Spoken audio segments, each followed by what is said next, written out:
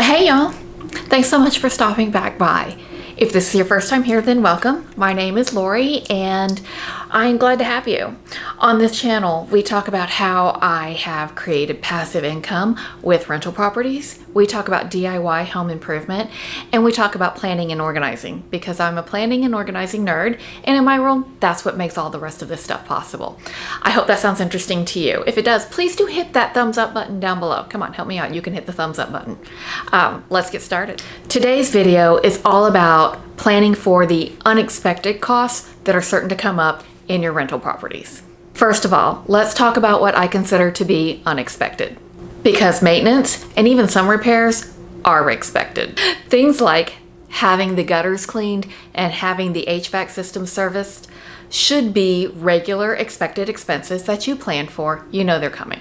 If you purchase a property with an HVAC system that's say 15 years old, but it's working great, then great, fine. You don't have to do anything with that in your rehab. But you should not be surprised if it unexpectedly stops working in 2 years. You know HVAC systems don't last forever. And when an old HVAC system goes out, it is certainly inconvenient, but it's really not unexpected. And for me, unexpected and inconvenient are two very, very different things.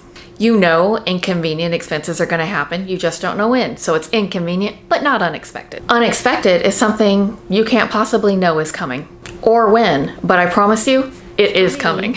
Unexpected costs is anything created by tenants, Mother Nature, or any other circumstance that you have no way of foreseeing and knowing is coming your way. The first unexpected cost is those created by tenants, either by carelessness or accident. Sometimes it's just a simple accident that damages your property in some way.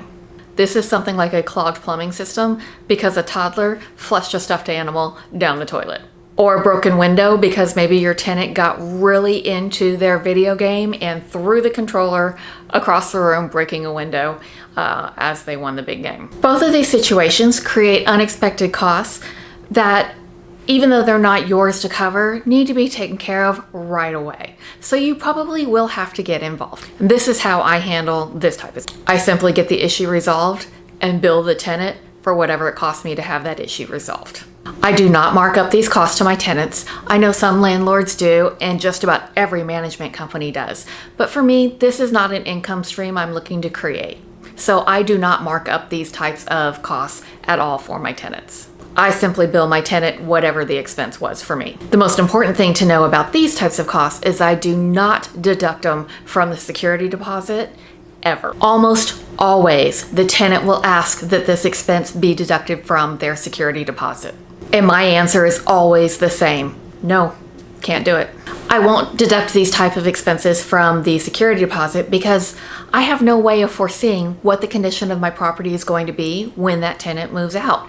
And I might need every last damn dime of that security deposit to make my property rentable to my next tenant in the future. So I don't want to do anything while my tenant is in place to reduce my ability to make my property rent ready for the next person if my current tenant were to leave a mess behind that I have to deal with. So nope, anything that needs to be handled during the time that my tenant is in the house can absolutely not be deducted from the security deposit. The reason tenants almost always ask for these type of expenses to be deducted from the security deposit is simple.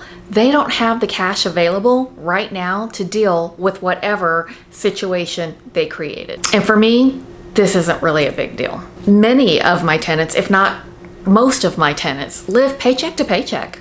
Most of the world does live paycheck to paycheck, and my tenants are not any different.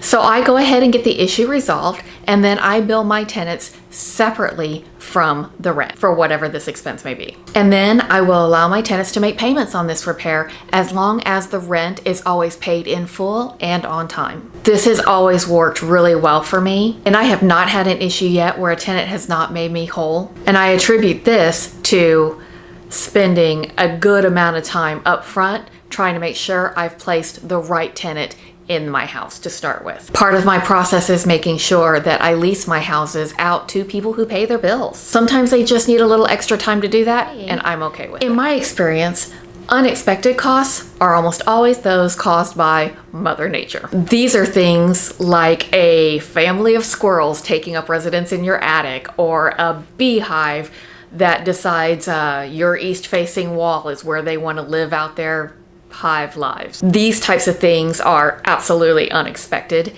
but they have to be taken care of, and taken care of quickly, or they can get really expensive really quick. My plan for these types of issues is like anything else.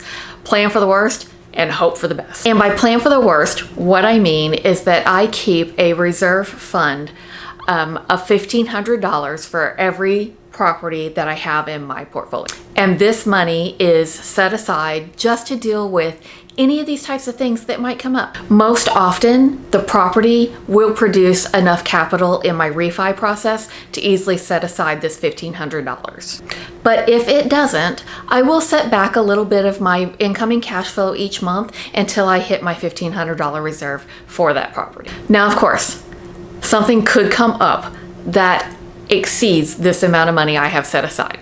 But most often, anything that comes up that would exceed this dollar amount is something that would be covered by my landlord insurance policy or my tenant's renter's policy. And at that point, all I'm responsible for on my landlord's policy is the deductible. And I know that $1,500 will cover my deductible on my landlord's policy. So this process always has worked well for me. And that's how I plan for the unexpected costs that are going to happen in my rental properties, and they're going to happen in your rental properties as well. So it's really important that we have a plan, and having this plan gives us an ease that we can enjoy while we are just collecting our passive income and living the life that we want to live, and not the life we thought we had to live. At one point or another, we all had to learn how to do our best in planning for all the different unexpected things that could happen in our lives. And so this is just what I came up with that helps me sleep at night, to plan for unexpected costs in my rental properties. I'd love to hear what you think about it. Please do drop down into the comments below and tell me, what do you think? How do you plan for unexpected costs? Or are the unexpected costs what keeps you from getting into real estate investing altogether? I've heard that a lot, and I have a video coming about that soon as well. I've got a lot of great stuff coming your way, and I hope you do hit that subscribe button and ring the bell so that you can be notified of all the new videos when they come. But if you haven't already, smash that like button. I'm going to say it like everybody else you hear on YouTube. Please do smash that like button. It really does help me out. I appreciate your time. Until next time, bye y'all.